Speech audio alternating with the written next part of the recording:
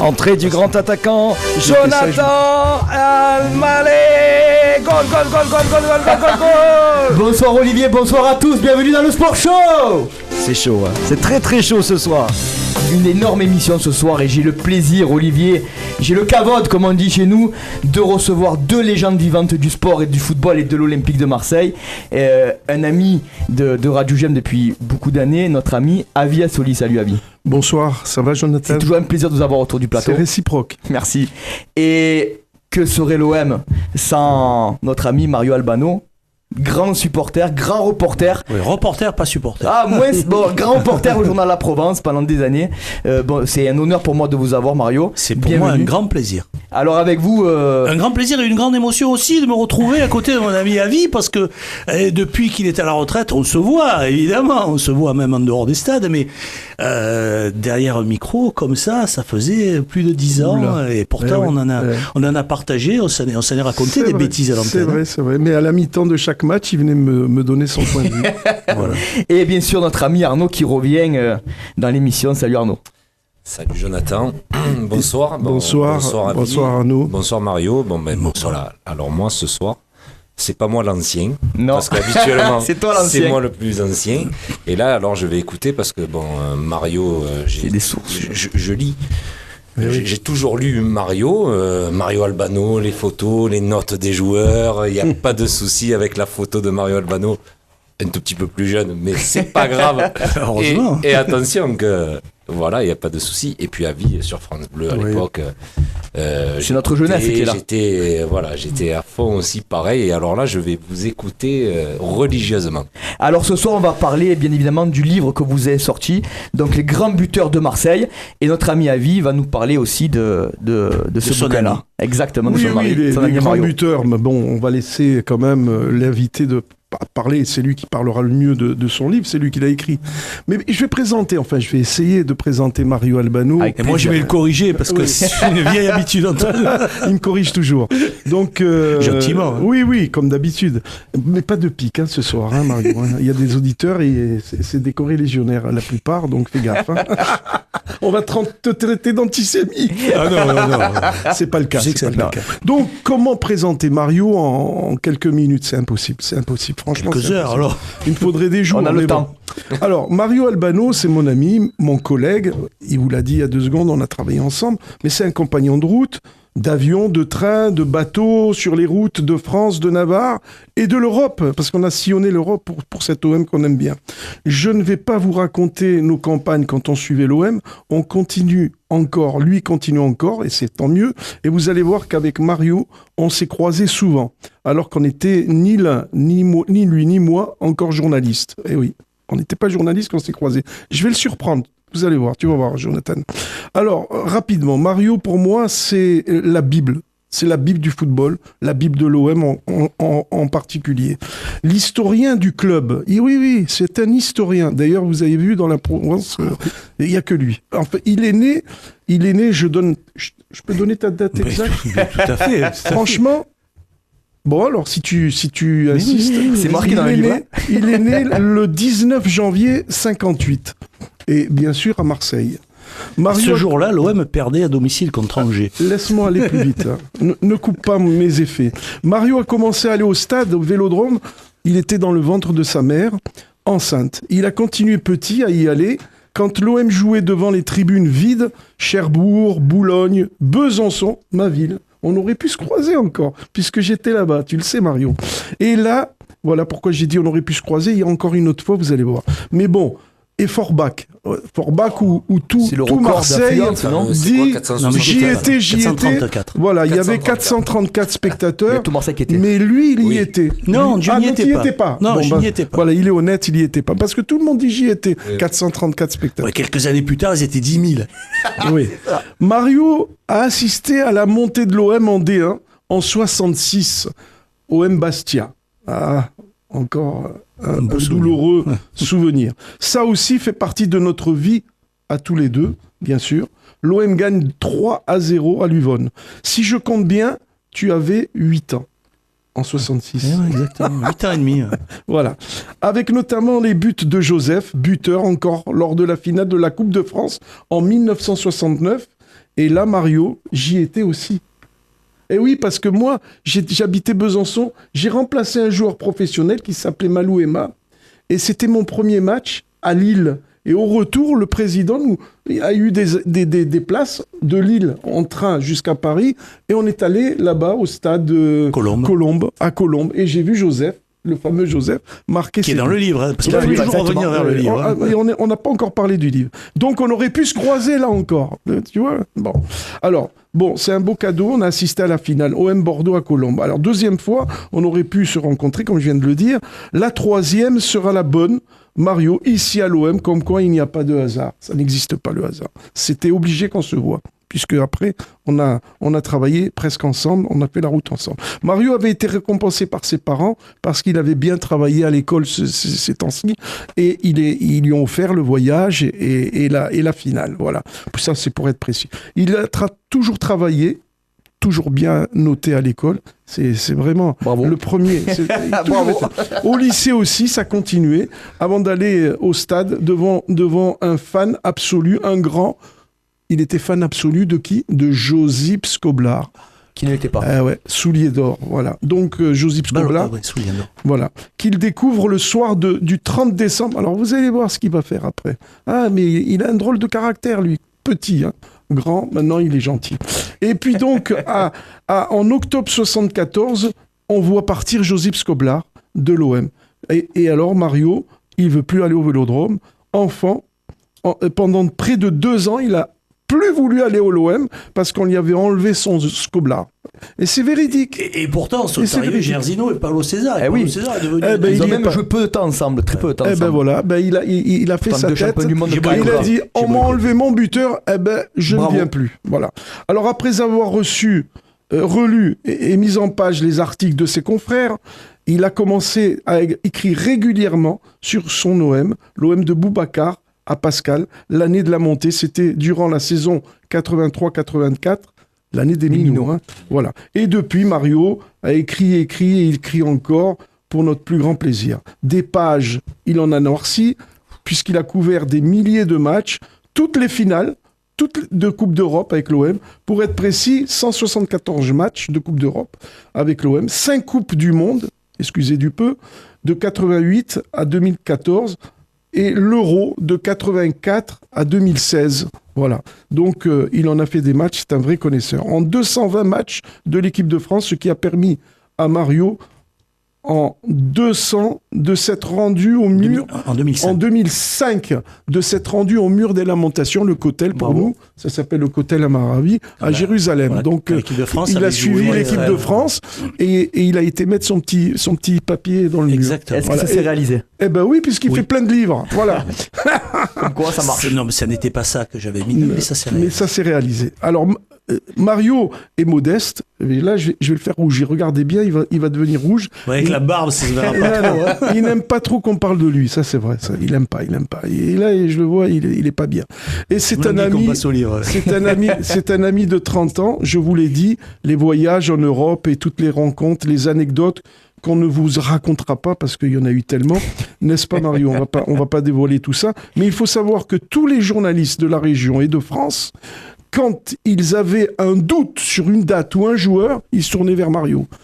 Moi le premier, hein. Moi j'étais un grand copieur. Il me donnait tous les détails. Voilà, donc c'était un réflexe. On l'appelle d'Angleterre, on l'appelle de... C'est le Wikipédia du sport. De l'Allemagne, on l'appelle, on lui dit « Allô Mario, tel joueur ?» Oui, c'est le Wikipédia, oui, c'est le Google même.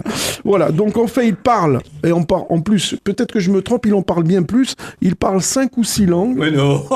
Oui, outre le français, l'allemand, l'italien, l'espagnol, l'anglais. Mais oui, non, pas du tout. Par contre, tu parles anglais couramment. Oui, anglais, italien. Voilà, italien, espagnol, l'allemand aussi. Quand on était à Munich, tu m'as fait le traducteur. Bon, donc je me trompe pas. Voilà, donc et un jour, un journaliste anglais lui a posé une question. Mario lui a répondu. Il a répondu à l'anglais dans un accent, mais d'Oxford. Le type, il n'en croyait pas ses yeux, j'étais présent. C'est vrai, alors. Vous êtes anglais, c'est pas possible. You are English. Il a dit non, marseillais, je suis marseillais. Incroyable. D'ailleurs, tu peux vérifier. Voilà, enfin, pour conclure, Mario. Ça, c'est l'influence des Beatles et de Jimi Hendrix. Alors, j'y viens. Surtout Jimmy. J'y viens, il me tend la perche. Alors, en plus, ce que vous ne savez pas et que vous allez connaître, Mario, pour conclure, c'est un talentueux musicien. Oui. Il joue de la basse et son groupe est réputé sur Marseille et toute la région. Vous avez sans doute entendu parler de Double Blanc, c'est son groupe. Et voilà, il joue de la basse, merveillons bien. Moi, pour son anniversaire, il nous a fait un récital. On était baba. Et les Beatles, je me suis régalé. Voilà, pour être plus ou moins complet, Mario est le père de Christopher, son fils, qui est un ami aussi, qui est journaliste, il a démarré journaliste. Et c'est un euro-grand-père, parce que je le croise souvent à Carrefour. Voilà, Mazel Tov. Je le croise souvent à Carrefour avec ses 2 petites magnifiques filles, qui s'appellent... Ne me dis rien, je l'ai noté. Attention, pas d'erreur. Non, je ne fais pas d'erreur. Sinon, je leur ferai écouter. Jusque-là, des jumelles. Des jumelles. Qui ont fêté hier leurs 7 ans. Voilà, 7 ans hier 7 ans. Le hasard n'existe pas. Alors, je vais t'aider. Vas-y. Manon et Maxime. Voilà, et Manon et Maxime. Bien fort. Voilà. Alors maintenant, on va faire pour la petite Manon et Maxime un joyeux anniversaire. Happy birthday. Tu lui fais le petit happy birthday. Ah, il va nous le faire. Je chante ou quoi? Il faut chanter. Voilà, pour Maxime et Manon. Il y a un autre anniversaire. Aujourd'hui, c'est l'anniversaire de mon entrée au Provençal. Il y a exactement 40 ans. 40 ans aujourd'hui. Il n'y a pas de hasard. Il n'y a pas de hasard. Et vous êtes ici à Radio Je suis très fier d'être avec vous. Voilà, alors dès que la musique il y a un auditeur qui me dit qu'il y a peut-être Dimeco aussi qui joue de la basse. Oui, Eric Dimeco, tout à fait. Tout à fait, il est d'ailleurs venu me voir jouer. Et moi j'ai joué sur sa basse une fois, avant l'Euro 96. Il y avait une journée portes ouvertes à Clairefontaine, donc on pouvait aller faire des interviews qu'on voulait, et même monter dans les chambres. Et Eric m'avait dit viens dans ma chambre, j'ai amené ma basse. Et je me souviens, j'étais dans sa chambre, il faisait chambre commune avec Barthez dormait, et moi je jouais de la basse, et au fur et à mesure il y a des joueurs qui passaient, Laurent Blanc, Saïd, et Eric disait vous avez vu à Marseille des journalistes là, et voilà. Et donc pour conclure, ça va comme présentation? C'était presque. Alors je vais rajouter une petite ligne. Stevie Wonder. Birthday, voilà, ça c'est pour tes petites filles. Et on les embrasse. On embrasse Christopher et toi, ta compagne. Alors, moi j'ai une petite question pour démarrer sur le livre. Et après tu enchaîneras, mon cher Jonathan, parce que je sais que tu as beaucoup travaillé. Regarde. C'est sérieux la radio. C'est pas du travail, c'est du loisir. Parce que moi qui suis un fan de l'Olympique de Marseille, tout le monde le sait, un fan des buteurs. Quand j'ai vraiment compris le football, c'était avec le grand Ronaldo. Et je me suis dit, moi aussi, je veux être avant-centre. Bon, j'ai pas eu la même carrière que lui, hein. Mais bon. Et quand Avi, vous m'avez appelé pour le bouquin de Mario et que j'ai vu les grands buteurs de Marseille, alors là, c'était... J'étais en folie, c'était merveilleux de voir tous ces grands joueurs. On va en parler, tu me tends la perche. Alors, Mario, évidemment... Josip, c'est Josip, JPP, c'est JPP. Il y a eu des grands, Drogba, Nyang, Gignac, Cissé, Germain, Mitroglou. Mitroglou, non, ça c'est une bêtise. Voller, Boxic. Alors chaque génération a eu son buteur, c'est vrai, il a eu le droit à son buteur. Exactement. C'est Jean-Pierre Papin, ou c'était Josip, c'est aussi Jean-Pierre, parce qu'on l'a vécu. Mais pour toi, quel est celui qui est le plus grand? C'est Josip. C'est Josip. Il est pas allé au stade. Pendant 2 ans, il a boycotté. Le stade. Non, ce qui était extraordinaire avec Josip, c'était sa capacité. Et toi qui étais attaquant, tu jouais, sa capacité à frapper des 2 pieds indifféremment. On savait jamais s'il était gaucher ou droitier. Oui, mais je crois que c'est pour ses 70 ans, on déjeunait ensemble. Je dis, Josip, au fait, tu étais droitier ou gaucher? Droitier, mais c'était pareil. Et il pouvait frapper de toutes les surfaces de contact, intérieur, extérieur, coup du pied. C'est-à-dire que quand le ballon était devant lui, il pouvait frapper intérieur pied droit, extérieur pied gauche, en force, en finesse. Donc les gardiens, Jean-Paul Escal m'a dit, mais c'était un monstre, un monstre. Il y a des joueurs qui sont prévisibles. Même Jean-Pierre, quand il arrivait côté droit, on savait qu'il marquait, ce qui est encore plus remarquable, parce qu'on savait ce qu'il allait faire, mais bon, il marquait quand même. Mais Josip, on ne savait pas s'il allait frapper du pied droit, du pied gauche. Extérieur, intérieur, plat, c'était extraordinaire. Extraordinaire. Mon père aussi m'a raconté, parce il est de 56, mon papa, et pareil, pour lui, Josip Scolar, c'était la référence au terme d'attaquant. Alors, tout le monde croit, pour parler du livre, beaucoup de personnes pensent que c'est du coup Josip Skoblar ou Jean-Pierre Papin qui sont les meilleurs buteurs de l'Olympique de Marseille. Non. Que Nini, comme dirait l'autre. L'historien va vous répondre. C'est Gunnar Andersson, célèbre, malheureusement, attaquant suédois qui a mal fini, qui a eu un destin tragique sur la fin, on en parlera. Mais pour lequel vous avez une préférence parce que... Parce que on m'appelle moi aussi Teaser 10. Pourquoi Teaser 10 parce qu'il avait un pied en canard. Non, vous avez un autre point commun. Et parce qu'il est de Montolivet. Il habitait Montolivet. Moi-même, je suis un pur fruit de Montolivet. Bon, lui non, hein, c'est un fruit importé. Hein. Lui, bon, enfin bref. Et mon grand-père avait des bars à Montolivet, mais lui, son bar était à Mazal. Voilà, mais il n'avait pas le bar encore pour aller voir le pastis là-bas. Il est décédé lamentablement rue Breteuil, en bas de la rue Breteuil. Exactement. On l'a trouvé dans la rue comme ça. C'est C'est terrible, terrible. Alors quand on voit les statistiques de ce grand attaquant qui est arrivé d'une manière assez méconnue à Marseille. Marseille allait pas bien à l'époque, il était en manque cruel d'attaquants et un grand monsieur arrive de Suède via Paris, il fait le chemin jusqu'à Avignon, de Avignon jusqu'à Marseille et de là à l'entraînement, il commence à mettre tout le monde d'accord par sa façon de jouer. Et comme je disais, quand il est arrivé à l'entraînement, marchant un peu en canard, l'air assez détaché, tout le monde était un peu sceptique, mais il a mis tout le monde d'accord très rapidement, ce Gunnar Andersson. Très rapidement, il a mis quelques semaines d'adaptation. Mais après, c'est un match à Toulouse où il a vraiment explosé. Et puis après, il s'est jamais arrêté. Ça a duré 8 ans. Voilà, exactement. En 8 ans, c'est ça qui est extraordinaire en plus. Il a fait 194 buts pour 220 matchs, ce qui est extraordinaire.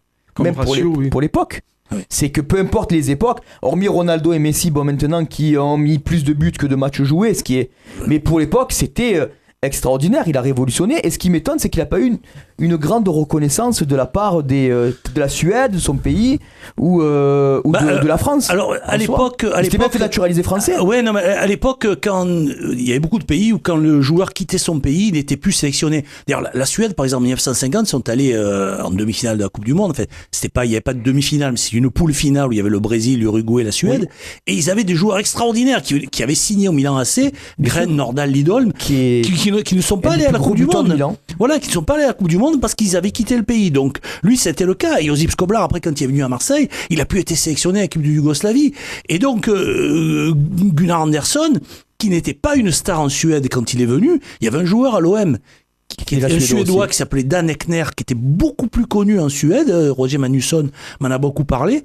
Mais donc, Gunnar Andersson, on lui a promis que s'il devenait français, il pourrait jouer la Coupe du Monde de 54. Donc, il a fait ses démarches pour se faire naturaliser.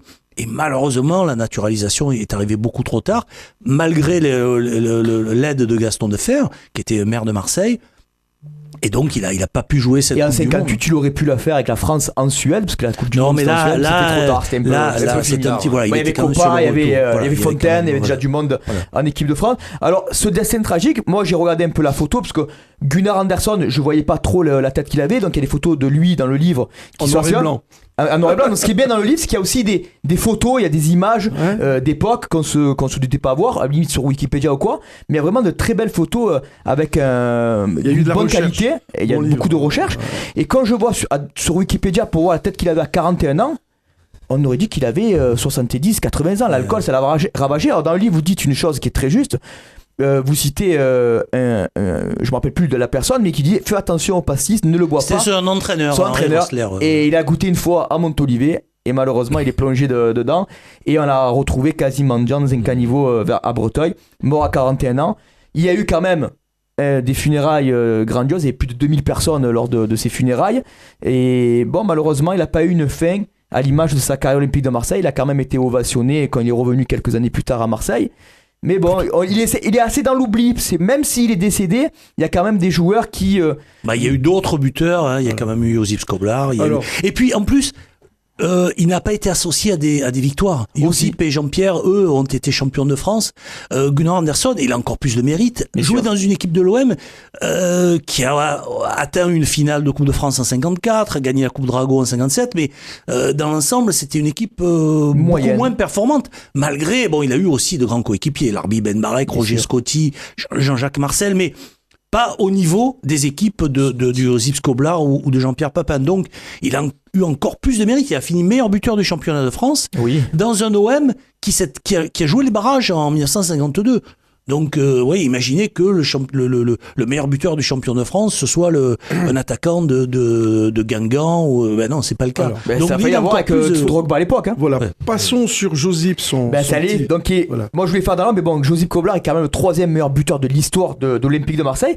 Alors, ce qui est rigolo, et ça je ne le savais pas, c'est dans votre livre que je l'ai appris, On apprend c'est plein de que choses. Josip Koblar est arrivé à l'Olympique de Marseille grâce à un problème de visa qu'il a eu en Allemagne, parce qu'il devait signer du côté d'Hanovre. Ça, Il a signé à Il a signé à Hanovre, Mais il ne pouvait pas jouer. il a eu un problème de visa. C'est pas un problème de visa, non. C'est la lettre de sortie de la fédération yougoslave. Voilà.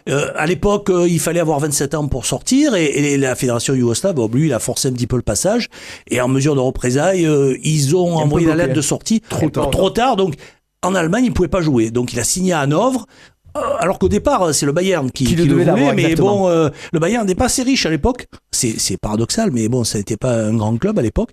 Donc, il a signé à Hanovre, mais comme il pouvait pas jouer, quelques mois plus tard, ils ont trouvé, ils cherchaient où le prêter, et Marcel Leclerc, qui était le président de l'OM, avait de bonnes connexions, et il a réussi à se le faire Surtout quand vous voulez le tester, il y avait un agent qui voulait le tester, il s'est offusqué. Très belle Et anecdote. c'est Marcel Leclerc qui lui a dit non mais t'inquiète pas, qui a fait un peu. Ne vous inquiétez pas, cher ami. Il a fait preuve de diplomatie. Et il a un peu amadoué pour le faire venir et signer 1 an à l'Olympique de Marseille. Il a quand même marqué 17 buts en l'espace de 18 matchs, ce qui est très très bon. Il repart 3 ans du côté d'Hanovre où il fait sa belle petite carrière. Et il revient en grande pompe en 1969 devant plus de 20 000 supporters à Marignane. Non, pas 20 000, non, 2000 à Marignane. 2000 supporters, en plus j'ai marqué 2000, j'ai un peu... Voilà, il devait y en avoir 20 000 au stade. Il devait y en avoir 20 000 au stade. On est à Marseille, Mario. J'ai mis 2000 sur les notes. Et de là, il C'est comme les spectateurs d'OM Forbach. Exactement. Voilà, il a fait 5 ans à Marseille jusqu'en 74 il a fait 211 matchs à l'OM pour 176 buts. Et ça a été magnifique. Dans le doublé, il était champion de France en 72, le doublé Coupe de France, championnat en 72. Et souliers d'or, quand même. Et souliers d'or. Et encore le C'était record rare, de 44 buts sur une seule saison. Toujours. Alors quand il y avait Zlatan et tout le monde, ils disaient on va vous le battre, le record. Excusez-moi, vous allez peut-être me dire la petite anecdote, tous les deux avec Domenech. Ah, mais bien sûr, on allait en venir. Parce que vous savez que nous, on l'aime pas trop quand même, on n'est pas le très Domenech, amoureux de- il a mal à la tête encore. Il a mal à la tête. C'est un joueur sanguin, le Skoblar. Oui, dès son premier match à l'OM, c'est un match à Valenciennes en décembre 1966. Bon, il a marqué un but. Il a réussi un geste extraordinaire, là. Il s'était fait tacler par 2 adversaires en même temps. Il a réussi à faire passer le ballon dessous. Et lui a passé dessus. Et à la retombée du ballon, il a frappé de 35 mètres. Il a tiré sur la transversale. Donc c'était absolument extraordinaire. Et comme le type qui le marquait lui chatouillait un petit peu trop les chevilles, à un moment donné, il s'est retourné, il a mis une droite. Bon, il s'est pas fait expulser.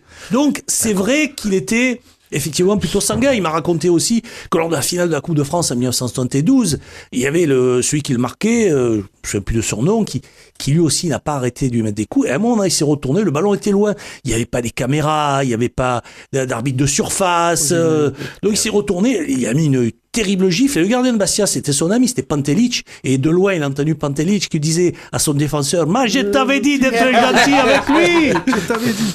Moi, je l'ai rencontré après. Et donc, pour revenir Ouais, à Raymond Domenech, et là, on retombera sur avis parce qu'il est au cœur de la réconciliation. Voilà. Ah, Voilà. d'accord. C'est ce Eh que oui, je voulais dire. j'étais témoin. Il était présent, Mario. On était Voilà, oui. ensemble. En 1973, l'OM joue un match de Coupe de France contre Lyon. Enfin, c'était pas un match aller-retour. L'OM gagne à l'aller. Au retour, Domenech prend Skoblar au marquage. Il n'arrêtait pas de lui mettre des coups. Surtout qu'il était comme jeune, Domenech, d'habitude. à l'époque. Ah ouais. Ouais, mais il avait déjà une belle réputation. Il était international parce que c'était quand même un super arrière latéral. Hein. C'est un très bon joueur. Très bon joueur. Ça, Droit ça- ou gauche, ça, ouais, mais spécialiste aussi du marquage. Là, en l'occurrence, il avait pris Skoblar au chatouillait. marquage et à un moment donné, c'est un autre défenseur parce qu'à l'époque à Lyon, Domenech c'était presque le plus gentil. Il y avait Baeza qui était terrible. Il y avait Mihailovic qui était terrible. Comme aurait dit Roland Gransart au sujet de la défense de Martigues dans les années 70, quand tu passes de droite à gauche, si à la fin il te reste un bras, tu es content. Donc à un moment donné, Skoblar se fait tacler par Mihailovic, et alors qu'il est par terre, Domenech arrive et lui marche dessus, il met crampon sur le torse. Ouais. Skoblar se lève, il lui met une droite, il le met KO KO. technique. Domenech tombe, il est KO, les bras en croix. Skoblar se retourne et il se dirige directement vers la sortie. Sans se retourner. Et c'est l'arbitre qui lui courait derrière pour lui lui brandir mettre le le carton carton. rouge. Un grand seigneur, Et c'est lui donc, qui ça, décide de son destin. c'était en 1973. Et alors, un jour, je crois que c'était en 2000, Raymond Domenech était à l'époque consultant pour TPS, C'est ça. qui retransmettait les matchs de Ligue 1. Josip Skoblar faisait partie de l'encadrement de l'OM. Ils étaient sur la pelouse du Stade Lameno et à Viassouli, le Moi, je suis bon un homme- samaritain. Je suis un homme de paix. Un moi. homme de paix, il est arrivé et il nous a fait camp David. Voilà, j'ai fait quand David. Voilà. J'ai attrapé Incroyable. Josip, j'ai attrapé Domenech. Vous Et connaissez j'ai- Et j'ai dit à, Vous à connaissez, je Domenech crois. et à Josip, vous connaissez, non? Oui, ils se sont tendus la main. Mais Voilà, il réconciliation. s'était Il y en plus a- parlé il y a depuis jamais 73. pas- Ils se sont jamais revus. Il a une honte, hein. Et Josip m'a dit, c'est honteux ce que j'ai fait. Voilà. À C'est la fin, il a honteux, reconnu. C'était pas beau, c'était Mais pas oui. beau. Mais bon, Ouais, je mais peux bon, comprendre J'ai fait qu'un perdre gars. mon équipe. Sur le moment, il avait Bien dit, sûr. je regrette Mais pas. bon, et quand mais on est après, avec le compétiteur, recul, quand on est- voilà. Je peux comprendre, moi. Voilà. Ça peut quand même. Cela dit, pas de l'arbitrage n'était pas le même. Aujourd'hui, Oui, ça pourrait pas se carrément. produire parce que Déjà, quand on voit l'arbitrage, on revoit souvent les Paris Saint-Germain 92, rappelez-vous. Paris-Marseille 92, mais là, il y en a 7 qui sortent de chaque Oui. côté. Hein. Mais bon, les joueurs s'adaptent. Eric Dimeco qui se Eric fait Dimeco plaisir, dit qui se si les prend tacles, Fournier, les tacles qu'on faisait à l'époque, qui on les ferait vole. maintenant, on Mais c'est irait impossible. directement en Mais c'est prison. même pas la Dimeco, peine. Dimeco, il jouerait plus. Hein. Mais même tous. Mais si, mais il tous, jouerait, Fournier, il démonte, maintenant. Fournier démonte Abedi Pelé, je crois. Enfin, ça C'était n'arrête des pas. boucheries. Ricardo qui rentre, mais comme. Non, c'était un c'est match pas d'homme, possible. comme on disait. Mais Oui, bien non. sûr. C'est des matchs Donc d'hommes. là, aujourd'hui, bon, ça serait plus possible. Qui, donc, pour vous, reste le plus grand attaquant de l'histoire de l'OM? Bah, Josip Skoblar. C'est Là, Josip alors Skoblar. là, là, Mais- il y a eu mais, boycott bon, pendant écoutez, deux ans. Mais Tu peux il y pas a- lutter, il y a- là. Non, mais il y a Jean-Pierre, non, mais Jean-Pierre Papin, il faut pas minimiser Jean-Pierre Papin. D'abord, Sûr. parce qu'il a, comme Josip, il a fait la préface. Et vous l'avez mis c'est vraiment- en tête de Oui, gondole. bah, hein. bien sûr, bien sûr. Ben oui, ben parce que lui, il a eu le Ballon d'Or. Ah oui. C'est le seul 91. Eh oui. Ballon ça. d'Or d'un joueur dans un club Ben, français. j'allais en venir, vous Français. m'avez anticipé. Donc c'est quand même remarquable. Alors c'est vrai que il a joué dans un OM plus fort que celui de Josip Skoblar. Ça, c'est certain. Et donc lui est allé jusqu'en Juste finale de pour la Coupe terminer d'Europe, avec hein. Josip, il est parti un peu en queue de poisson de l'Olympique de Marseille. Non, Il y a- non. Enfin, Oui, il aurait oui, pu non, rester un C'était peu plus. l'ambassadeur de Non, mais l'OM. en 74, il y Ah, a les deux d'accord, oui, Brésiliens oui, qui oui, arrivent. bien Il sûr. y a Paulo César, il y a C'est ça, Jairzinho. c'est ça. Et c'est même Jairzinho qui lui dit mais pourquoi tu t'en Oui, vas il était un peu déçu d'être Pourquoi de tu t'en partir. vas alors qu'il continue de s'entraîner parce qu'il prépare son jubilé. C'est Jairzinho, il dit mais pourquoi tu t'en vas En plus Jairzinho était blessé. Donc mais bon, il était fier, il a pas Il a pas aimé. Qu'est-ce qu'il changé, regrette avec le temps? Oh, je sais pas moi. Il y a un problème d'ego. Peut-être, ou oui. quoi dans l'histoire Non, c'est pas un Non, problème non. d'ego, mais il Parce qu'on le a sait que mal les champions, pris. ils ont un ego, quand même. Oui, mais bon, Il est C'était- fier jusqu'à c'était quand même- maintenant. Il n'a pas changé de caractère. c'était quand Il est même. très fier, ce garçon. C'est quand même, ça C'est- reste c'est- aujourd'hui c'est- le plus grand joueur de l'histoire de l'OM.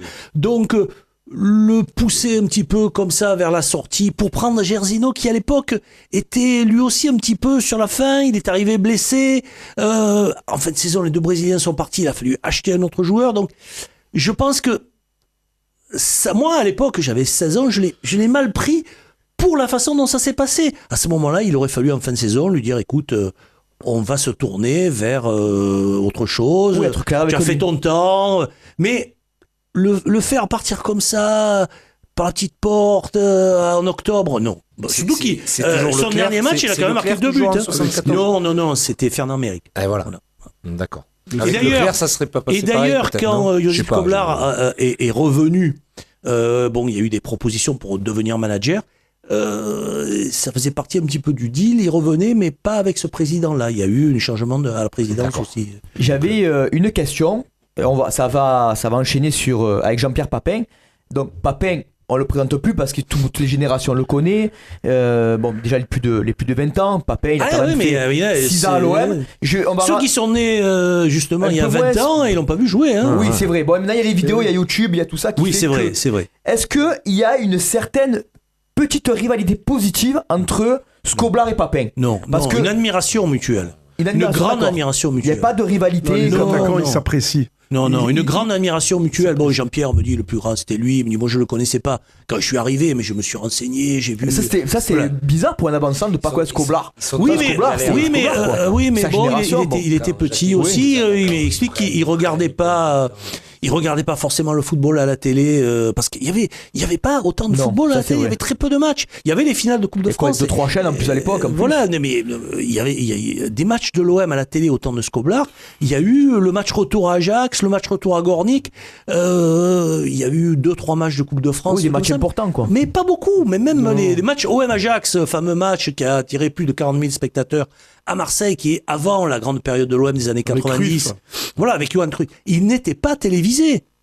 Donc, c'est comme si maintenant il y a le Barça qui vient à Marseille avec Messi, il est pas télévisé. Mais c'était pas à l'époque les clubs étaient bien contents de passer à la télé. Ouais, Ajax, c'était Madame non, c'était donc beaucoup de joueurs. Mais vous voyez, ça fait partie aussi du caractère de Jean-Pierre Papin, qui est arrivé ici. Bon, il a tellement entendu parler de Skoblar, il a regardé, il s'est renseigné, il a cherché, comme Chris Waddle au sujet de Roger Magnusson d'ailleurs.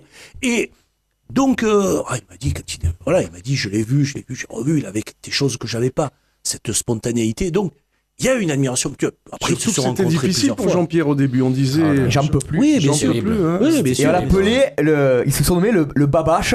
C'est lui qui en discutant m'a dit, quand je suis arrivé, j'étais un Babache. J'ai dit, c'est quoi Jean-Pierre?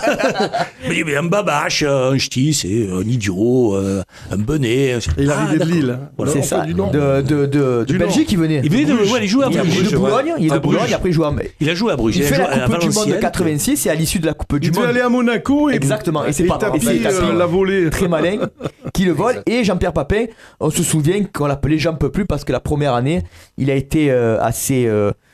moyen pour rester cordial. Un moyen à 13 buts quand même. 13 buts, ouais. Justement, ce que dit Alain Giresse, qui a une vision quand même assez lucide de l'époque, dit il a fait une saison de jeunes joueurs, une première saison de jeunes joueurs qui arrivent à Marseille. Ça n'était pas un joueur confirmé, expérimenté, venant de notre club français. Donc c'était un petit peu compliqué. Alors il y avait effectivement, comme il raconte lui-même, il était tout fou. Moi je dirais pas qu'il était idiot, il était tout fou. Donc au début il a bien réussi parce que on dit au début, non, c'est pas au début. Son premier match, il a marqué 2 buts, il a continué à marquer. Et puis comme il est un peu décliné, tout ça, il montait un petit peu à la tête. L'argent, l'équipe de France, l'OM, il a eu un petit peu de mal, mais la Coupe du Monde mais n'oublions pas, c'est une saison à 13 buts. Pas mal. Ce qui est honorable. Il a 23 ans. Il est de 63, je crois. Ouais. Papin. Il a 23 23 ans. Et il arrive dans un autre monde. C'est jeune.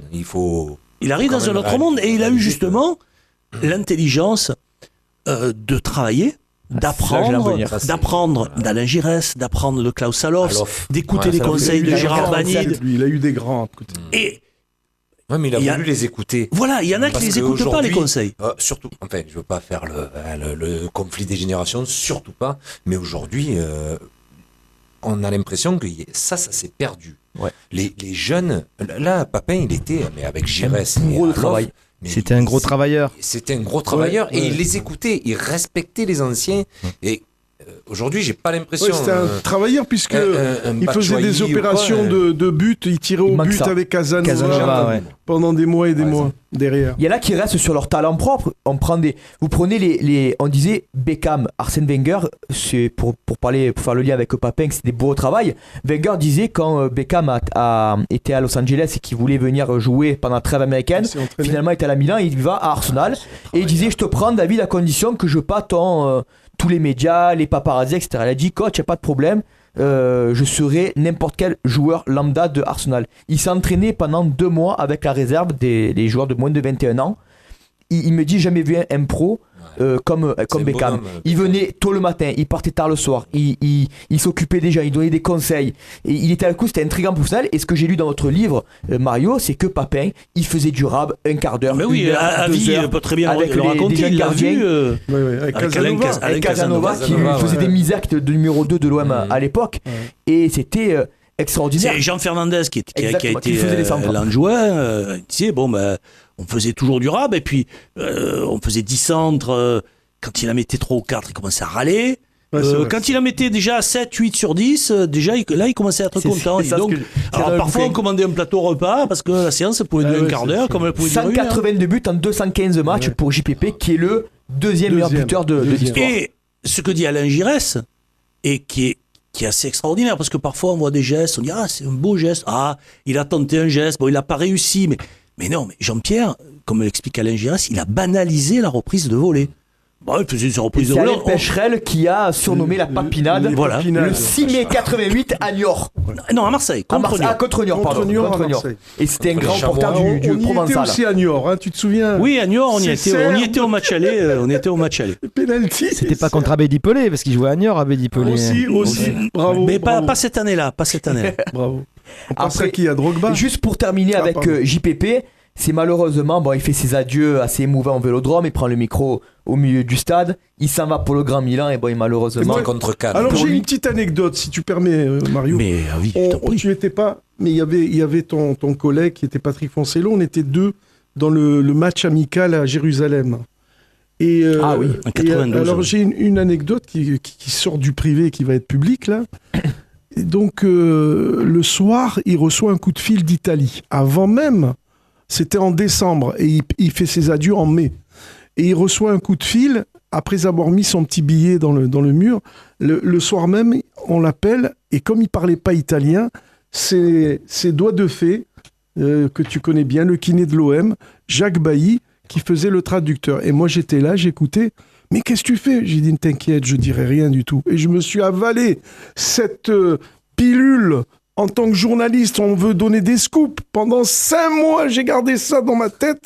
Mon Dieu, il va au Milan AC, je le dis pas, et je le dis pas, et je le dis pas. Et tu viens de le dire, alors, parce qu'on savait pas qu'il était à Milan AC.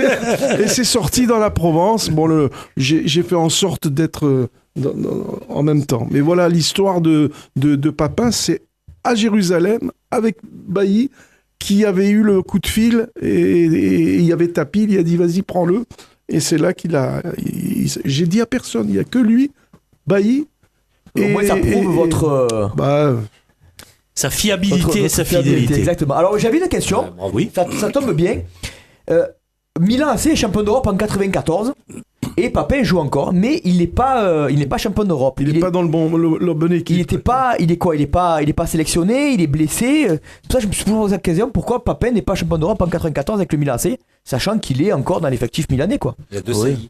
Oui, de ça, il est champion d'Europe. Il y avait Van Basten. Van Basten. Non, Van Basten ne jouait en 93. Le dernier match de Van Basten, c'est la finale OM Milan de 93. Contre Barcelone en 94. Alors il va vous donner l'explication. Non, mais il y avait beaucoup d'étrangers. Il y avait Savicevic, il y avait Boban. Il y avait du niveau là. Il y avait deux saillies. Il y avait deux saillies et le nombre d'étrangers est resté limité. C'est dommage parce que l'année où il peut la gagner, il la gagne pas. Bon, il gagnera une Coupe d'Europe avec le Bayern. En 96, la Coupe de l'UEFA. Alors j'avais préparé une sélection de joueurs. On n'aura pas trop le temps de tous les exposer. Je vais quand même vous en donner quelques-uns. Mario, vous allez choisir celui qui va vous faire plaisir de parler. Donc on a parlé des trois plus grands, à savoir donc Gunnar Andersson, Skoblar et Papin. Mais à d'autres, il y a le Chichi parisien, Boyer. Il y a Alcazar qui a une petite réputation de Picsou. Il y a Marius Atteli qu'on connaît, qui a été à la fois entraîneur, joueur de l'Olympique de Marseille. Emmanuel Aznar. Vous avez bien évidemment Joseph, vous avez Georges Dard, vous avez Roger Scotti, Marc Pascal qui a été le buteur des Minots. Voilà, après il y a d'autres joueurs, je voudrais en parler. Moi, après de Sonny Anderson et de Cascarino, parce que Cascarino a été l'icône de la D2 marseillaise après Marc Libra. Après la rétrogradation de l'Olympique de Marseille.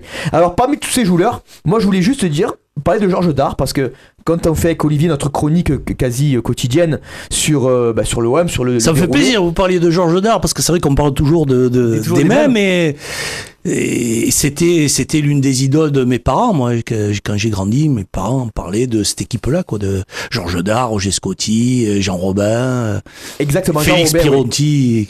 Voilà. Alors Robin, il a une anecdote, ça m'a fait rigoler.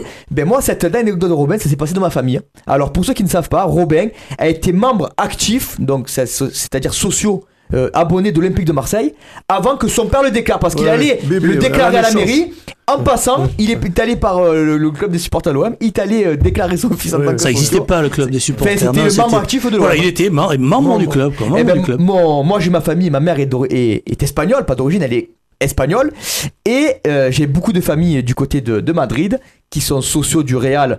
Bon, moi je leur dis pas que j'ai pour le Barça, mais bon, je fais le faillot avec eux. Et tous les cousins germains de ma mère ont eu leur carte membre du Real Madrid à la naissance. Même avant qu'ils naissent, ils avaient commencé à prendre l'abonnement, mon oncle. Donc C'est ils sont l'Espagne. Le plus beau, c'est que le monsieur qui a fait ça, qui est le père de Jean Robin, Oui. c'est Pierre Robin, c'est celui qui a recruté le premier de ces grands buteurs, Jean Boyer. Il était dirigeant du club et il était allé à Paris. C'est lui qui avait recruté à Paris Jean Boyer et Édouard Crute. Oui. Et donc il a eu son fils Jean Robin, qui est devenu... Il y a eu 3 générations de Jean Robin, non? Voilà, est devenu joueur de l'OM. Non, ça n'a rien à voir. Non. Ouais. Qui est devenu C'est ça, joueur de Olivier, l'OM. 3 jours. Et Jean Robin lui-même, qui, lorsqu'il a arrêté sa carrière, est devenu entraîneur, est celui qui est allé rechercher Larbi Ben Barek en Espagne, un grand joueur qui avait joué qu'une saison à l'OM, mais c'était pas un buteur, c'était un stratège. L'un des plus grands joueurs de l'histoire du club, il est allé le rechercher en Espagne. Puis Jean Robin, c'est aussi l'entraîneur des Minots qui a passé le relais à Roland Gransart. Donc, et la fille de Jean Robin, Madame Paul, qui habite La Ciotat, nous a fourni de nombreuses photos de cette époque-là, et elle a elle-même acheté quelques exemplaires du livre pour ses petits-enfants, qui sont donc les arrière-petits-enfants de Jean Robin, et les arrière-arrière-petits-enfants de Pierre Robin, celui qui était allé chercher le premier buteur, Jean Boyer, qui a déclaré son fils à l'OM avant de le déclarer à la mairie. Vous voyez, il y a donc plusieurs générations qui illustrent, en quelque sorte, non seulement l'histoire de l'OM, mais aussi l'histoire de notre ville. Vous avez aussi, donc, pour revenir à Georges Dard, j'aime parce que c'est que des Marseillais. Ces gars-là, ils ont fait une équipe composée de 7 Marseillais lors de la finale de 43, remporté 4-0 face à Bordeaux. Et on parlait donc des spécialités de Georges Dard et ses capacités physiques. Il disait en rigolant qu'il était plus rapide que Gento, le grand attaquant qu'il y avait à l'époque du Real Madrid. Gento, 5 fois champion d'Europe. Et j'ai vu donc... Alors ça, en fait... Je vais vous raconter, c'est une anecdote d'un très bon ami à moi, Jacques Sarrugia, que Cavi connaît très bien, un excellent guitariste et un de mes meilleurs amis, qui est membre du Cercle des Nageurs et qui un jour, Georges Dard et Roger Dard, son frère, étaient membres du Cercle des Nageurs, mais Jacques ne savait pas qui il était. Enfin, c'était un monsieur qui connaissait de vue, et un jour, après avoir nagé, ils étaient là, ils discutaient. Et mon ami Jacques lui dit, mais tu connais bien le foot, toi, tu as joué? On lui dit, ouais, un peu. Mais tu as joué à un bon niveau en DH. Et c'est ça qu'il lui a dit, à l'époque, on disait que j'allais plus vite que Rento. Et mon ami Jacques m'a dit, là, je me suis décomposé, je me suis dit que j'avais dû rater quelque chose. Et comme Georges Dard n'était pas un prétentieux, il a tapé sur l'épaule, il dit, Jacques, non, mais je suis Georges Dard, j'ai joué à l'OM.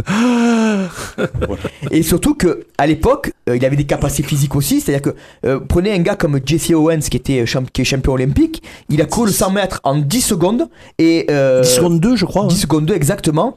Et notre ami Georges Dard, lui, il a couru en 11 secondes avec des chaussures de foot. C'est après l'entraînement. Après l'entraînement, on lui dit, mais allez, on va te chronométrer, tu vas tellement vite.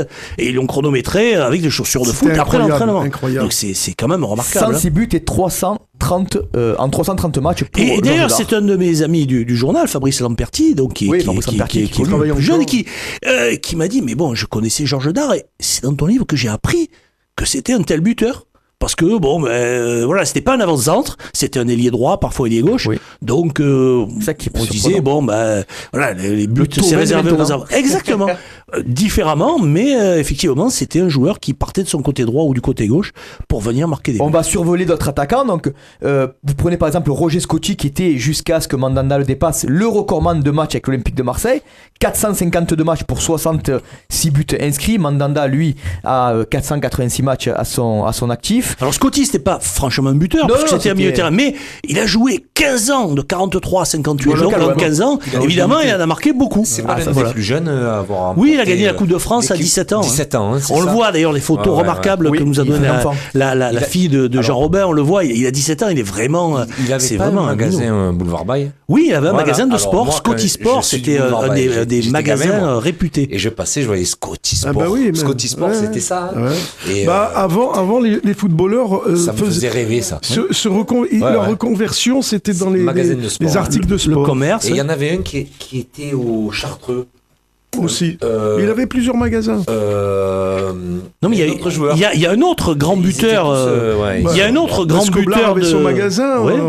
Il y a un autre grand buteur de cette liste qui lui aussi avait un magasin très connu, c'est Manu Aznar, qui lui était chausseur rue Saint-Fé ou rue de Rome. Il avait épousé la fille d'un grand chausseur de Marseille. Et donc, moi, quand j'étais petit, qui sont passés avec ma oui, mère. ben voilà. Aznar. Et ben moi, Scotty, ça me faisait pareil. Parce que je savais, bien sûr. En fait, ma maman, son nom de jeune fille, c'est Scotty. C'est pareil. Donc moi, déjà, je dis, déjà, est-ce que c'est la même famille?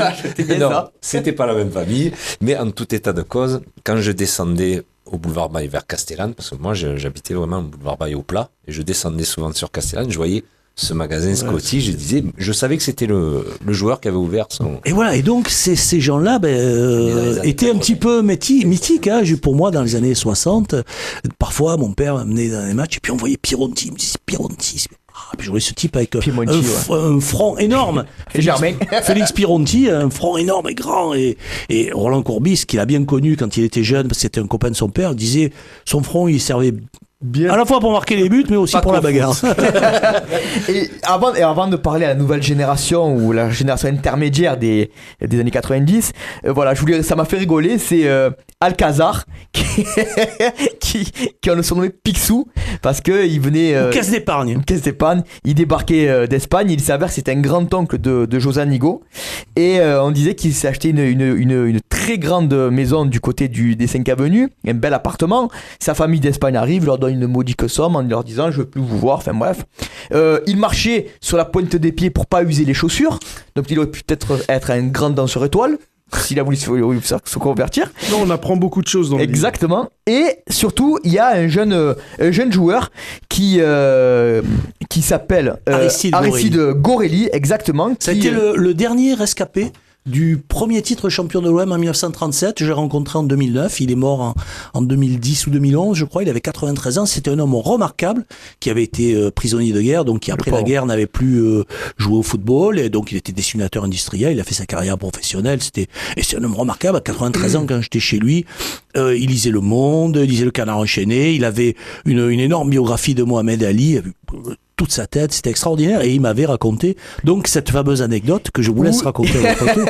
Et il lui demande donc à ce jeune joueur, est-ce que tu peux me payer le tramway? Le gars il lui reprochait. Il ne pas lui payer le tramway. Voilà, il lui reprochait quand le contrôleur est arrivé, il dit mais tu n'as pas pris de ticket pour moi. Voilà, c'était rigolo. Après donc il y a eu tous ces grands attaquants qui sont passés à l'Olympique de Marseille. Il y a eu Francescoli qui n'était pas un grand, c'est pas un neuf, mais c'était un grand meneur de jeu. Les Boxic, les Ravanelli, la famille Ayou, les Klosalov. Quand je vois tous ces joueurs, ça fait rêver. Francescoli, c'était Zizou était fan. Mais il appelait Enzo son fils pour Francescoli, grand joueur uruguayen. Alors moi je me suis arrêté. Drogba aussi, il n'y a pas probablement à venir dans la nouvelle génération. On a une anecdote avec Mario sur Drogba. Avant de parler, si vous me permettez, Abi. Et excusez-moi de vous interrompre. Le livre, comment on fait pour se le procurer? Parce que c'est bien d'écouter, mais... Du pain, vous l'achetez où? En librairie, sur internet aussi, non peut-être? Voilà, donc les livres en librairie, sur internet. Voilà, parce que moi personnellement j'achète le pain sur internet. Non, d'accord. Toutes les librairies, et puis effectivement les sites, la Fnac, Amazon. Et alors samedi, il y a le Carré des écrivains au Centre Bourse. Nous serons 137 écrivains, je crois. Et donc, je serai au Centre Bourse. Et vous pourrez l'acheter au Centre Bourse et je vous le dédicacerai. Avec joie. Et donc, moi, c'était cet attaquant. C'était Sonny Anderson. Ah. J'étais petit. Qui arrivait de Suisse. Exactement, du Stade de Genève. C'est à l'époque où on pouvait encore marquer de l'épaule. Et je me rappelle d'un but qui met Sonny Anderson, si j'avais vu ça aux informations. Campos, il a marqué du ventre. Hein. Aussi. il y a un centre qui va de côté droit. Il a repris le ballon, non pas il a fait l'effet de tête, bon. Vous pouvez pas me voir parce que je suis à la radio, mais il a mis ce coup d'épaule comme ça. Il est marqué. Et de là, j'ai vu ce gars-là, j'ai dit ah! C'est ça, marquer des beaux buts. Et malheureusement, il est resté que 6 mois à l'OM parce qu'il y a eu les problèmes d'argent qu'il a connu. L'OM a été relégué. Administrativement à la fin de l'année. Il a quand même marqué 16 buts en 24 matchs. Après, il a connu à Monaco, à Barcelone, à Lyon. Je me rappelle phénoménal. But contre Monaco, une frappe extraordinaire. Monaco. Mais une frappe. Après avoir éliminé Thuram. C'est ça. Il a voulu marquer dans le Lyon. Joueur. Qu'est-ce qu'il me sort? Et puis Lyon en a fait ses choux gras. 3 fois meilleur buteur du championnat de France avec Monaco et Lyon notamment. Ils avaient tapé vraiment juste Lyon. Et un homme très sympa. Il a l'air très sympa. Très sympa. Drogba aussi. Drogba, alors ce qui est bien avec Drogba. Non, dommage, une saison. Mais oui, mais il a. C'est comme Anderson, c'est des rondins. Il est toujours aimé. Il a eu son jubilé à Marseille avec Chelsea. Moi, j'ai une anecdote que Mario a vécue avec moi. C'était à Lyon. Dans le TGV. Dans le TGV, voilà. Il sait déjà ce que je vais dire. Oui. Et l'OM va jouer à Lyon. Gagne à Lyon. Gagne à Lyon et c'est chose extraordinaire. ils ont repris le train et on le savait pas. Donc ils ont pris le train avec nous au match retour, au retour, et on était pas dans le même compartiment, mais à un compartiment près. Et la suite, Mario va vous la raconter. Ah ben non, monsieur, simplement Un gentleman. Les Olympiens avaient des paniers repas, bon. Puis mais nous, moi, je veux dire, on fait pas partie de l'OM, je vois pas pourquoi on aurait eu des paniers repas. On s'est acheté des sandwichs sur le quai de la gare, tout à fait normalement. On était dans notre wagon, on mangeait, on discutait, on était contents, on avait gagné, on a vu un beau match. Puis Drogba est passé. Il dit mais comment, il n'y a pas de plateau repas pour vous, sinon. Mais non, mais pourquoi on a un On n'a rien dit, hein, ouais, on n'a rien demandé. On n'a rien demandé. Ouais, c'est pas normal.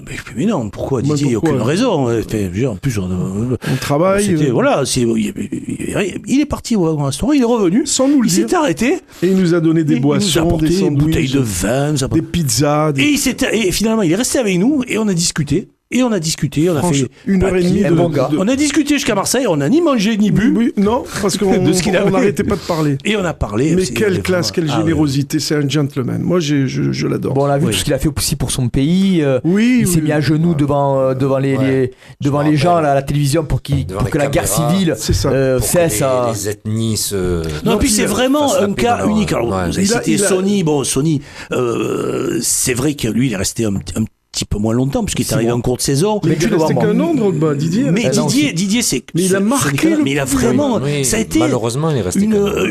Vraiment une histoire d'amour avec Marseille, absolument incroyable. C'est pour ça qu'il n'est pas signé à Lyon parce qu'il aimait l'OM. Oui, mais tu te souviens quand il vient jouer contre Paris, à Paris, il marque le but et il fait. Allez l'OM, bien sûr, je me rappelle très bien. C'était avec Chelsea, ça. C'est ça.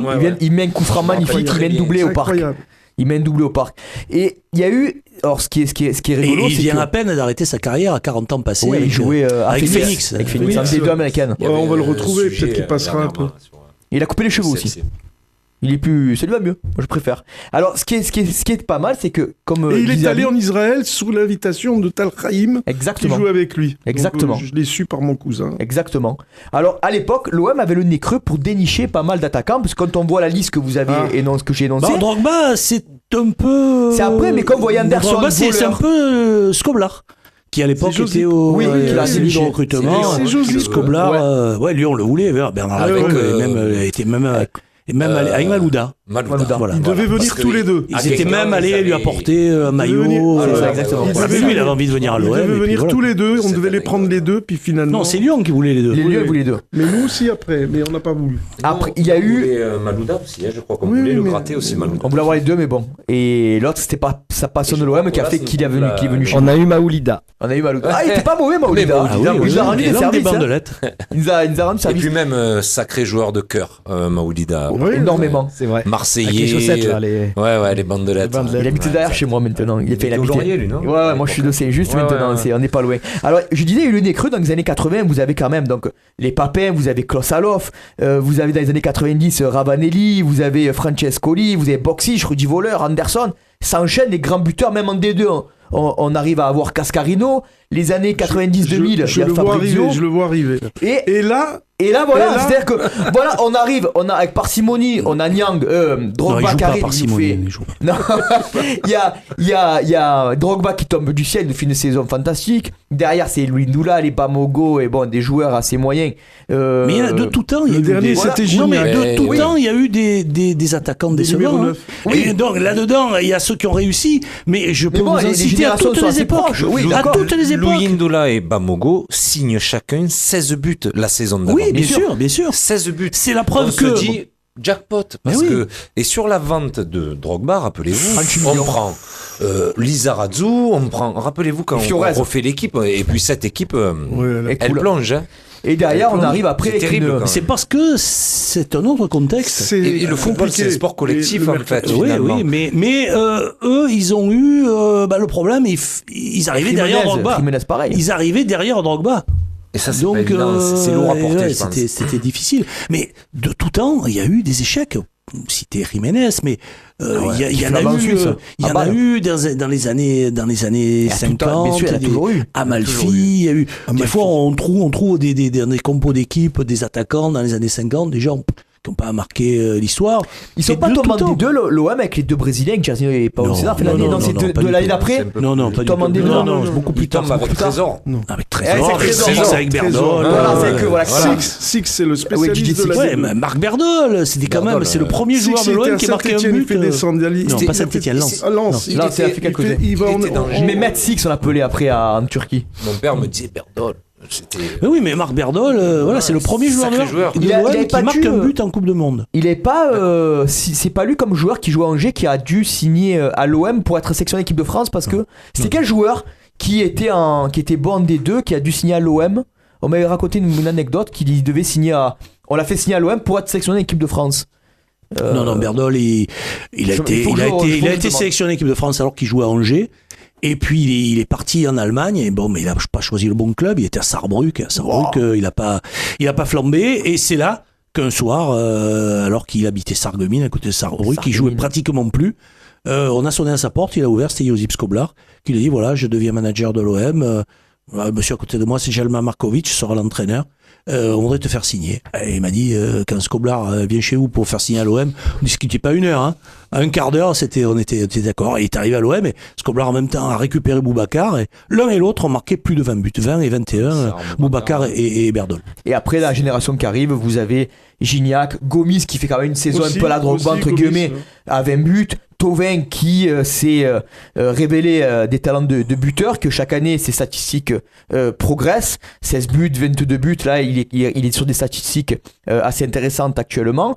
Mais l'OM, voilà, pour en revenir à l'actu de maintenant, mon cher Mario, c'est que l'OM a du mal à signer un grand attaquant. On avait parlé avec Avi cet été, était venu, nous avait dit que Mario n'allait pas venir, et il n'est pas venu, je me rappelle. Si, il est là. Il est venu, oui. Il est venu, mais à la commanderie. Et après, il est reparti. Il est là. J'avais dit qu'il ne viendrait pas. Oui, vous l'avez dit. Non, vous l'avez annoncé. Il dit longtemps à l'avance. Exactement, il a dit tu vas voir. Je dis c'est pas possible. Quand je vois Mario Balotelli arriver à Marseille, à la commanderie, je dis mais c'est pas possible. Mais Avi, il était certain. Bon, ça s'est pas passé. Par contre, on va avoir au mercato un attaquant. Ah, espérons-le. Alors, comment vous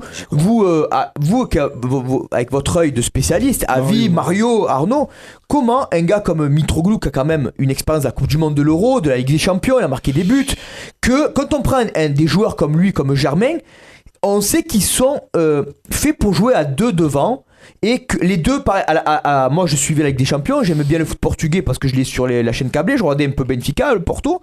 Il flambait parce qu'il jouait avec deux attaquants, avec Jonas notamment devant. Notre ami Germain a été très bon avec Nice, il a été bon avec Monaco. Il y avait un numéro 9 devant. Il y avait un numéro... Mais pourquoi ? Alors on le sait qu'ils n'arrivent pas, alors pourquoi on les met pas dans ces schémas-là? À Nice, non, à Nice c'était lui l'avant-centre. Oui, mais il jouait avec Ben Arfa, avec lui. Ben Arfa. En 4-4 de Losange. Non, oui, mais 4-4 de Losange. Il jouait derrière lui, Ben Arfa. Oui, mais il jouait en 4-4 de Losange avec Monaco où il était derrière l'attaquant. Voilà, à Monaco, il jouait avec Mbappé ou Falcao. À Nice, il jouait en 4-4 de Losange avec Ben Arfa et Germain. D'abord, l'un et l'autre, Mitroglou et Germain, la saison dernière, ils ont mis, je crois, environ 9 buts chacun. Vu qu'ils ont joué en alternance, ça signifie que l'avant-centre de l'OM a mis 18 buts dans la saison. C'est quand même pas mal. Mais oui, non, mais ils se succèdent. Donc, vous faites un raisonnement à la Garcia. Mais non, et à côté de ça, Thauvin en a mis 22. Donc, après, l'échec de Mitroglou actuellement, c'est l'échec d'autres attaquants, comme on le disait tout à l'heure, d'autres attaquants auparavant. D'abord, Mamadou Niang, il a mis quelques mois avant de s'imposer. Oui, mais Mamadou Niang, quand il est arrivé à l'été, à la fin de l'été, l'OM a déjà acheté Jiménez, parce que Niang, il mettait pas assez de buts. Et puis en janvier, ils ont pris Pagis et Maoulida. Oui. Et Niang, un jour, il allait entrer en cours de jeu. Niang, il a été sifflé par le public du Vélodrome avant même d'entrer en cours de jeu. Et puis à l'arrivée, c'est devenu le buteur que l'on sait. Et le capitaine. Non, mais est-ce que vous pensez par exemple que Mitroglou, c'est fini, je pense? Moi, je pense qu'il va quand même avoir du mal à se remettre. Entre 15 et 20 buts. En début de saison, je dis Mitroglou cette année, c'est entre 15 et 20 buts. Non, mais la goutte qui a fait déborder le vase, c'est le dernier match contre Dijon. Dijon. Non, mais déjà, la Lazio, il avait été nul. Aucun appel. On a l'impression qu'il traîne. Là, je pense que la présidence et la direction technique ils ont dû prendre Même la sa décision nonchalance aussi, de c'est ce prendre- qu'on lit dans la presse. Non, mais c'est son Non, style. agace. C'est son style. Le Chris style de Waddle, il avait pas l'air très concerné non plus. Mais c'est parce qu'il était grand, un peu voûté. On avait mais l'impression- derrière, voilà ce qu'il faisait aussi derrière. Voilà, donc c'est pas, il faut pas s'attacher. Mais bon, Tony Mitroglou, je Cascarino, pense que c'était c'est le fini. style de Mitroglou. Oui, mais ça Mais il joue, plantait. il joue en D2. En Oui. D1, il n'a pas marqué de but. Non, il Et est c'est- même c'est- si après. 34 Oui, ans. après, il en a marqué. après. Bien sûr, bien sûr. Oui, oui. Non, mais après, c'est un joueur, à un moment donné, dans un contexte. Et il y en a qui, quelque part, claquent des buts, ils vont ailleurs, ils n'en mettent pas. Je me souviens de Ian Rush, qui est à Liverpool dans les années 80. C'était un buteur tueur. extraordinaire. Un tueur. Il est allé en Italie, il n'a pas claqué un but. Il n'a pas claqué un but. En Angleterre, j'ai un ami qui me disait, en revanche, il a fait des progrès en anglais. C'est rigolo. Voilà, mais Thierry Henry en Italie. Ah, la Juve, là, au bout de 6 mois, ils l'ont viré. C'est 0. Hein. Pourtant, il donc, Après, explose l'Italie, en c'est Angleterre. particulier aussi. Derrière, il casse tout. donc c'est vrai que c'est pas évident, quoi. Puis à Marseille, voilà, il y a cette Après, il y a le problème aussi exigence. de Mitroglou qui fait que dans les termes du contrat, apparemment, si l'OM n'arrive pas à le vendre, il devra payer un certain montant en plus. Ça, c'est les contrats. Oui, mais enfin bon, ça. Voilà, ça c'est ça donc n'entre c'est ce qui pas, pose problème aussi, que l'OM doit à tout prix le vendre pour pas qu'il finisse en fin de contrat, et après s'ils doivent le revendre aussi, ils doivent donner 50% du transfert, donc c'est vraiment, excuse-moi pas crûment, une belle banane le Mitroglou. Bon, à la limite, s'il met 75 buts en l'espace de 2 ans, bon, on peut le vendre maintenant 50-60 millions, d'accord. On prend quand même 30 millions dans la poche. Mais bon, je pense pas Enfin, qu'il arrive. nous, non, hein, on les prendra pas. hein. Non, ça je suis d'accord. Pas nous. Voilà. On est rassurés. Est-ce que au mercato d'hiver, avant de terminer avec vous, messieurs, et pourquoi pas avec Arnaud, on finira encore sur une demi-heure, pourquoi pas de boxe, Ah, juste pour demi-heure. finir un mot, est-ce que l'OM, moi, je suis un fan de lui, et je disais avec Avis cet été, est-ce qu'il est possible, pourquoi pas, d'avoir Mario Balotelli cet hiver ou Michy Batshuayi, parce qu'on voit qu'avec Valence, ça va pas bien. Bon, moi, Balotelli. Michi, Moi, je suis pas fan de reprendre les ex. C'est sûr que j'ai Mandanda, entendu, Payet, je sais pas si c'est un fake, que pour 2 mois, il y avait Ibrahimovic. Ibrahimovic, non, c'est une histoire. ouais, c'est fake. Non, Surtout mais, que là, il dit une ça déclaration serait d'amour. dommage Non, que mais, ce soit un fake. Balotelli, depuis le début de la saison, qui pour lui a commencé en octobre, Oui, bien C'est pas sûr. présenté. il vous fait envie? Moi, pour moi, Non, il boude. mais moi, il me faisait pas envie cet été. Ah, moi, oui. Je dis la vérité. Oui, je Non, sais. mais on a était- eu des on débats était tous les pas deux, Non, mais d'accord. c'est Des débats. complexe. On il est- a un N'oublions agent. pas Oui. quand même, Moi, il me faisait pas envie cet été. que lui et son agent voulaient venir à l'OM pour 1 an. 1 an, Oui. ça signifiait Oui. qu'à partir de janvier ou février, il pouvait déjà commencer à négocier pour C'était partir. ça, C'était ça. Non, Donc, mais- sachant et qu'il a puis commencé même, sa saison en octobre, On a évité le pire. Oui, Voilà, on est je d'accord. pense. Alors, quand on Je dépense pense. Voilà, tu 32 vois, on est millions. contre Oui, mais toi. moi, je vous donne je vais vous donner une réponse à ça. Pourquoi pas? C'est ce que je pense. Quand on prend des jeunes joueurs comme Tchaïtatsar ou Radonjic, certes, c'est des joueurs en devenir, pas de problème. Moi, je suis On pour attend. la On jeunesse. verra. On peut attendre sur des joueurs à 5-6 millions d'euros. Mais quand on dépense 32 millions d'euros pour 2 joueurs méconnus, ils doivent être bons de suite. Alors pourquoi pas investir 20 millions sur un non, Balotelli il y qui a va pas nous faire aller en 32 Ligue des sur Champions? Radonjic et Eh ben oui, ça fait 12 et 20. Ça fait 32. Non, c'est pas Radonjic, c'est Strootman. Non, Radonjic a été payé 12 Non, millions sur d'euros. les deux, ouais. Radonjic, il est à Radonjic 12 millions et Tchaïtatsar il fait 19-20 millions. 19, ouais. Deux joueurs Ouais, enfin, de toute façon, moi, je fais pas, je ne fais aucune. 20 millions sur Moi, un. ils envoient en Ligue des sincèrement, Champions. l'argent, je m'en fous. Je ne fais aucune relation entre le Ouais, nombre ouais, on de est buts, d'accord. entre le nombre de buts et le Non, mais prix un gars, il payé. nous qualifie pour la Ligue des Champions. Mais ils ont et- que Moi, 20 moi, ans, moi, ils le ont que calcul- 20 ans, Oui, mais c'est pas la même chose. de les Moi, prendre, mon ce que j'ai dit, calcul- il prend moins cher. Moi, mon calcul, c'est que la saison dernière, avec Thauvin, 20 et Payet, ça Payet. suffisait. s'il marche pas Thauvin, bien, Payet, Bah, ils ont marqué. Mitroglou, je crois, Germain, Ocampos, NJ, Ils ont l'OM été a en marqué finale. 80 buts en championnat. Ouais, ouais. Donc, il n'y avait aucune raison pour qu'il n'en fasse pas aussi bien. Peut-être Le qu'un problème, buteur, c'est on qu'il y a aurait fait eu... plus, on aurait fait Vous, plus. vous êtes d'accord avec Garcia finalement? Non, mais Enfin, c'est moi, pas- moi, je pense c'est que- pas inquisiteur. Non, ce que mais je veux dire. ce que je pense, c'est qu'il y a eu une obsession qui peut-être a pesé aussi sur les buteurs. Je pense que si l'OM avait vendu Mitroglou et acheté un attaquant plus efficace, ça aurait sans doute été mieux. Mais le problème, à l'heure actuelle, il vient beaucoup plus du fait que Payet et Thauvin a un rendement chaotique. Il a mis 7 buts. Ouais, quand même. C'est extraordinaire, mais il n'est pas Mais aussi c'est pas le bon. numéro 9, hein, Thomas. Mais, c'est oui, pas le non, mais numéro 9. un buteur, il peut jouer n'importe où pourvu qu'il mette des buts. Eh, Van Buten. Mais c'est surtout, Vous avez pu le mettre? il a mis 8 buts, hein, n'exagérons pas. C'est surtout, Laurent Blanc en a mis beaucoup plus que lui. C'est surtout le rendement général de l'équipe qui est pas bon. Ils ont encaissé 21 buts. D'accord, collectivement, c'est. Et ils en auraient encaissé ne serait-ce que 15, ils auraient beaucoup plus de points. Et on focaliserait un petit peu moins sur le buteur. Ils ont mis, je sais quoi, 23 buts. C'est quand même Voilà, le pas problème, mal. c'est plus défensif qu'autre chose. Deuxième Oui. attaque du championnat. Voilà, le problème, c'est plus défensif. Troisième, peut-être. Voilà, donc, alors après, c'est sûr que quand on voit Mitroglou aussi mauvais contre la Lazio, quand on le voit rater ce qu'il a raté contre Dijon, bon, évidemment, ça ravive les regrets. Mais moi, j'ai dit, au départ, il n'y avait aucune raison pour que cette équipe-là soit moins efficace. Et d'ailleurs, elle les guère moins. C'est surtout qu'elle encaisse encore plus de buts, alors que problématique. l'effort semblait avoir été porté justement sur la défense. Mais je crois surtout que l'OM digère la Coupe du Monde. Là, il y a des joueurs, cadres qui n'ont pas été au même niveau. Et donc là, peut-être que après Dijon, affronter Amiens, on le voit pas, hein, la casette. Oui, Amiens, Reims, ça va Il y a peut-être aider. quand même Mbappé, bon, il marque, il fait, mais bon, c'est pas. Il marque en Ligue 1. Et à Moi, ma je tente de vie, voir après en Ligue des Champions. Il est... carrément, Ouais, c'est aussi. une énigme. Parce que, à ma vie, moi, je me rappelle, 6 premiers mois, mais c'est. Ah ouais. Mais là, il est catastrophique. Et Alors, sélectionné en équipe de France. Tu rappelles où on achète ça et le voilà. Alors, comme donc on va se Ça, quitter. c'est un livre, oui. Oui. nous on va quitter avec Avi et Mario. Nous on va continuer avec Arnaud. Boxe. Donc je continue donc de parler des grands buteurs de Marseille. Un livre extraordinaire. Moi, je me suis Chez un régalé. éditeur marseillais, rappelons-le, Gossen. Gossen, éditeur contre d'Andoum.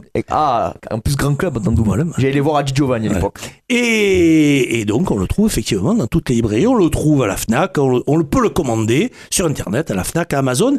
Et on peut l'acheter aussi samedi au Carré des Écrivains, entre Pas besoin 14 et d'être un 18 grand heures. amoureux de l'OM, il faut être un amoureux du Centre foot. Bourse. Voilà. Et quand on est amoureux du foot, on aime ce livre. Merci beaucoup Mario Mais c'est moi qui vous remercie de d'avoir m'avoir consacré fait l'honneur autant de d'être temps. venu. Non, Merci non, à c'est- Vie de Merci m'avoir à Vie. présenté Merci. Un plaisir. Mario. Un plaisir. C'est extraordinaire et on retombe en enfance. Et je vous connaissais moi à travers tous vos articles. Les articles. Et la voix d'Avi, je disais à Avi, quand je regardais But voilà. Il nous l'a pas fait. Il pourrait nous le faire quand même. J'écoutais On pas pourrait- Canal, j'écoutais Avi. On pourrait, il pourrait, il pourrait me nous faire rappelle, un je truc. disais, hein. mais il s'enflamme. Et après, quand je voyais. Mais ils étaient au milieu de terrain finalement. Mais je croyais qu'ils allaient Mais oui, mais c'était, vous vous rendez compte, vous pouviez voir deux matchs différents en même temps. Avi, vous m'avez Avis, Ouais, ouais. avis, Elle allez, est allez, sur France Bleu. but pour finir. Non, j'ai terminé par les goals après. Tu sais. Allez. Goal